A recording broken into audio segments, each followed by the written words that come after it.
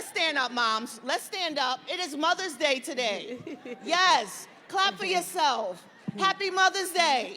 Now, where's the moms in business? Y'all ready to learn? Y'all ready to learn and earn? All right, I'm excited about this. Yes. I'm excited about Toya. Yes? Thank you guys for having me. Yes, yes, yes. So I'm Lucinda Cross, and I have the pleasure of we're just going to have a conversation. Yes, Yes? let's talk. And we're going to talk about this whole mompreneur journey. It is not easy. There's bumps. There's the highs and the lows, and we're going to talk about it. So thank you so much for being here today. Thanks for having me. Let's get busy. Okay. So the word mompreneur, a mom and an entrepreneur, it is two sides. One, there's a whole job of being a mom, and then there's the other side of running the business. Right. What does that mean to you as the mompreneur?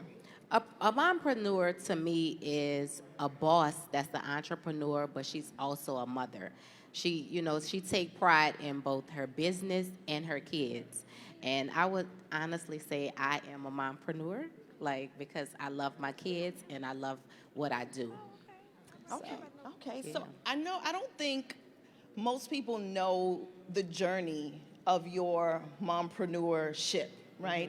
And so you are an author and a New York Times bestseller. Yes. Let's clap for that. Clap it up. Writing the book is one thing, but New York Times bestseller, that means tours and that means checks, securing the bag. So talk to us about the journey of just being an author alone and any highs and lows in that piece. Well, I started writing when I was young, long time ago. That was very therapeutic for me. I used to always write in my journal. Coming up, I had a very rough upbringing. So I decided to pen my story after seeing, my growth. I would go back and read and be like, damn, I've been through that. I got through that. I got through that. I need to share this. So I was blessed with the opportunity to be a part of Tiny and Toya, where me and Tiny, we jumped into the reality TV world. And, they wanted us to do this show based off of being a baby mother. And I'm like, a baby mother? Nah, that ain't the move. But, I do have a story. If I'm going to do a reality TV show and share my life, I'm going to tell my real life, things that I've been through. So during, the time of filming that show, I decided to release my book, which was called Priceless Inspirations.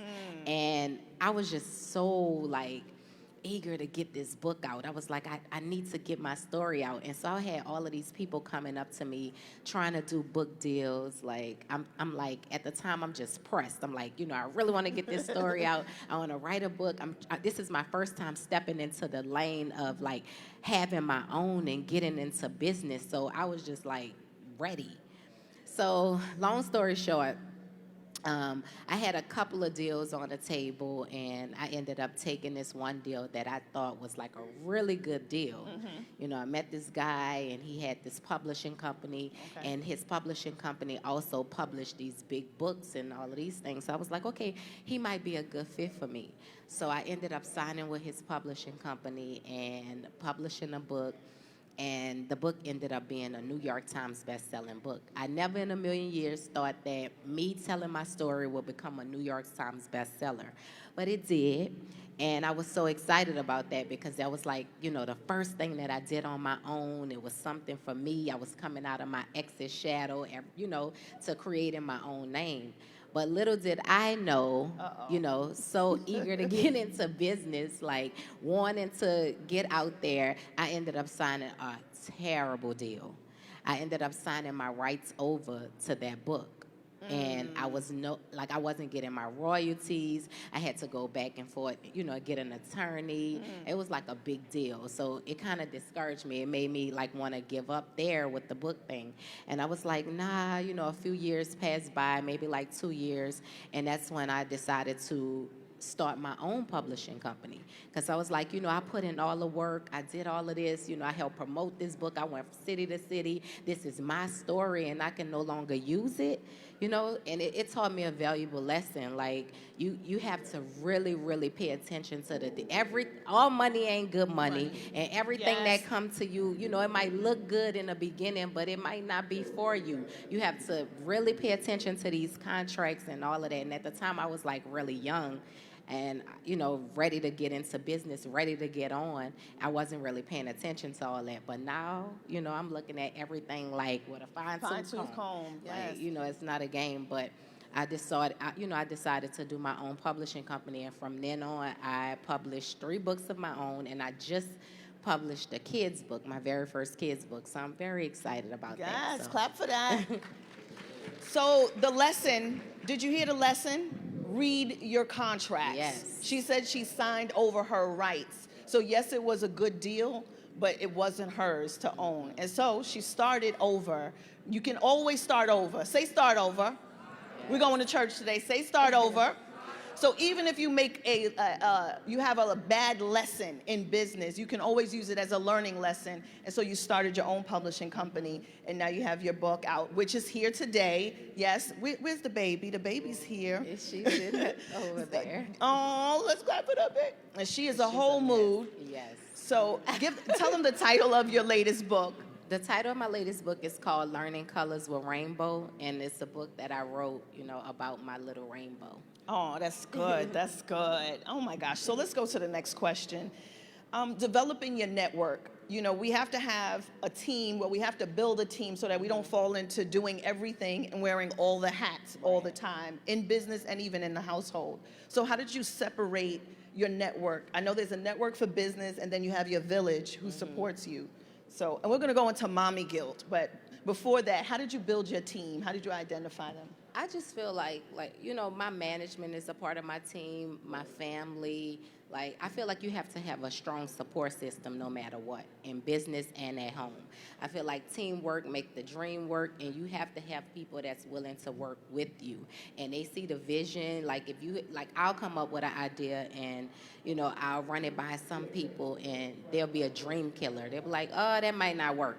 And then you'll run it by others, and they believe in you. You need to stick with the people that believe in you, because people will be telling you something may not work, or being a dream killer trying to steal your joy, and then turn right back around and do what they and do your idea. I didn't watch that happen several times. People will tell you that, that may not work, and then a couple of months later, they trying to do it. Yep. So you just have to be careful who you share things with, and, sharing your ideas or whatever, and always, keep people around that want to see you win, and surround yourself around people that motivate you, that want to see.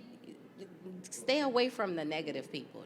That's all I'm gonna say, is stay away from the negative people, because they don't mean you no good. That's right. So that means lesson number 2. Are y'all writing this down? Y'all recording? This is some good stuff for the moms.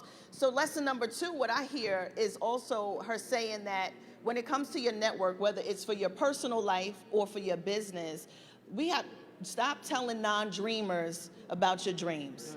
Yes? And there's a quote I have, and it says, we have to be careful with where we tell people where our cheese is at. Yes? Stop telling rats where your cheese is at before you even get to eat. Can we eat first? Yes? Clap it up. That's good. Yes. Okay. Right? And so we have to protect not only our village and know who's inside, but also our business, and making sure we're not doing everything, but we have the right people in place. Right, and keep trustworthy people around you. Exactly. Let's get to mom guilt. It's unavoidable. It happens. I'm a mother of 3 plus a bonus. And so the mom guilt. I know you just went on a trip, and you're constantly working. Yeah. Mom guilt is real, but it's like, you have to equally love what you do for a living and love your kids, and give both the great amount of attention. I suffer with mom guilt at times because, I'm 100% involved in my kids' lives. I feel like I have a 21-year-old and I have a 1-year-old they need different type of attention. And I always want to be the mom that's there for them, but I also want to not miss a beat with business, and job opportunities, because as opportunities don't just come like that. So you got to take advantage of, when the opportunity knock on the door, if it's the right one that presents itself, you got to be ready. That's right. So with like raising kids and business, it's like you have to find that fine line. Like it equally takes attention. You got to give both attention. And the mom guilt is real, because I'll be, I have bookings like back to back every weekend, and I always say on the weekends, on Sundays, that's my kids' days. Like I make time for family and things like that, and there's something to come up, and it's like, oh, I've been away from my baby for a whole week. Like I got to get back home. I just went to Dubai for like 7 days, and it's like, that's why she's here now. I went to Dubai for my daughter's 21st birthday. Then after that, I had to come back and do interviews. Then it's somebody else's birthday. It's this and that coming up. I'm like, oh, I can't keep leaving my baby, but I got to work, So sometimes you have to bring your kids with you. That's right. So, they stay out the way, but the mom guilt is real. It's real. It is real. And it's going to happen. It's going to happen. It's normal. Yes, and it's unavoidable. So let's talk about some business. Going back into the business. How do you recommend, for those who have this big idea, right? And we want to keep in mind, all of us are creative. Mom entrepreneurship, mompreneurship, sticking to one idea is important. So how did you figure out, that big idea for your business, and how do you recommend they find their big idea? It's crazy, because sometimes the ideas come to you when you're going through something. You might get a great idea at, a time, the lowest point of your life. And you'll get that idea, and some people don't be consistent, like stay on it. It's like they jump from idea to idea to idea to idea, and they'll start something and never finish. The key is being consistent. I never forget when I first started the bonnet line. I have this company that I've been doing for 8 years. It's called Before Bedheads. It was just an idea. Like, I was like, okay, I'm tired of wearing these granny bonnets. Like, these bonnets gotta be cuter. When you get in the bed at night and your husband or your boyfriend, they like, take that off. Like, that is ugly. Like, so I was like, okay, I have an idea. Maybe I can create a bonnet that will be cuter. So when you go to sleep, you'll be blinging, and it'll be a little distraction. And it was an idea for a while. And then I kept thinking about it. I was like, it's time for me to do that. So I got with the right team, and it was people that was telling me that it wasn't gonna work. Like diamonds on bonnets, it's gonna be snagging the pillowcases, and this, like all of this negative stuff, and they're putting this in my head, and I'm like, nah, I see the vision.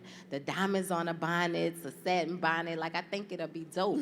And I started off rocky with it. Like, it was very homemade, and it wasn't perfect, and it probably was right in the beginning, but eventually I figured it out. So the thing is, if you have an idea, like I said, people are trying to shoot it down. Keep going, man, and just be consistent. Like, finish one thing before you start the next thing, because then it's like you'll never be successful at that if you keep jumping from thing to thing to thing to thing and never complete one thing. So just consistency is key. Yes, that's great, isn't it? So it's called, say it again, the bonnets? Before Bedheads. Before Bedheads. Yes? Y'all know about? Okay.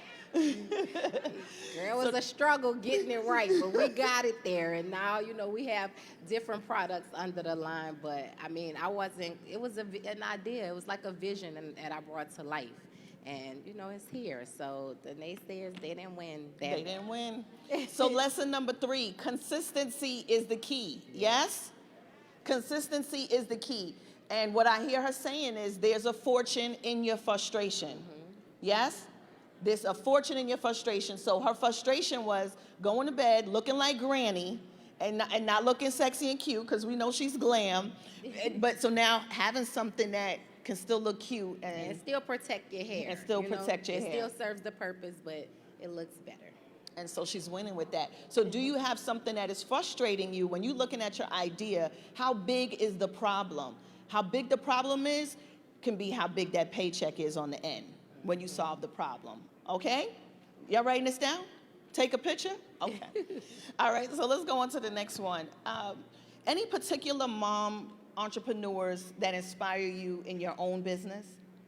I would say I'm surrounded by a lot Yes, you of are. mompreneurs. Like a lot of my friends are like, you, I feel like if that's what I want my circle to be. I need women in my life that are gonna motivate me, like, make me wanna go harder. Like all of my friends that I can honestly say, all of my friends that are in my life right now, they're positive women that's great mothers, like the Candies, the Rashidas, the Tinys, the Monicas, my friend Danielle, like all of Jeremy, like all of the people that are in my life are making big moves, and we motivate each other and we support each other. That's the one thing I love about my circle. It's like I feel like it's enough room out here for all of us Yes, to it eat. is. Yes, And it is. I love how we always supporting each other. Like this person could have a store. That don't mean that we're not gonna support her store. Exactly. When you go to the Walgreens or Walmart, do you see how many different products of the same kind of thing? The same thing,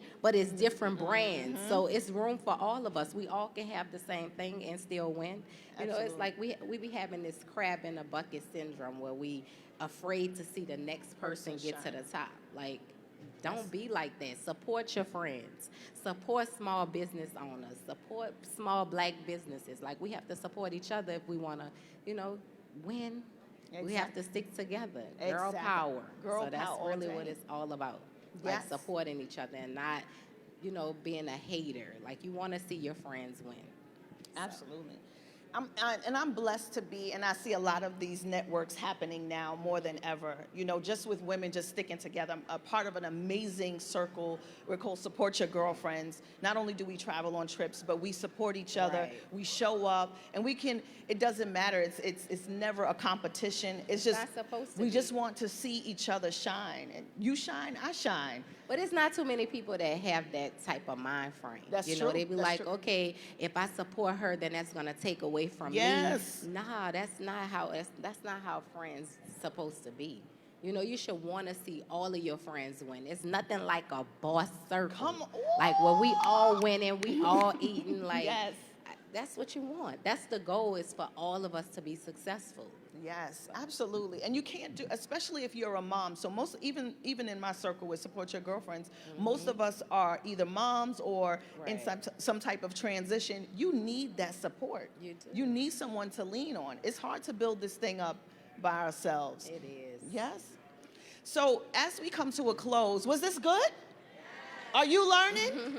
Okay, good. So we're coming into 2020, and I want all of you, especially you moms out there, to really take it to the next level. I do believe some of us operate at this mid-level, but I think we can go a little higher. You think you could go higher? You think you could take your ideas higher? Who needs to finish that book? Who needs to register that business? Who needs to start that product, even if it's just doing it in the house with some glue gun and just getting it done? Yes? So what tips would you give them for 2020 for them to just really rock out as a boss mom? I say do a lot of research. I say, a lot of us have this being afraid of failure in the back of our minds. But I always say this. This is something that I always say. Nothing beats failure but a try. So whatever it is that you want to do it. Like just, give it a shot. You never know how successful you'll be at it until you try it. So that's my advice that I always give to people. Nothing beats failure but a try.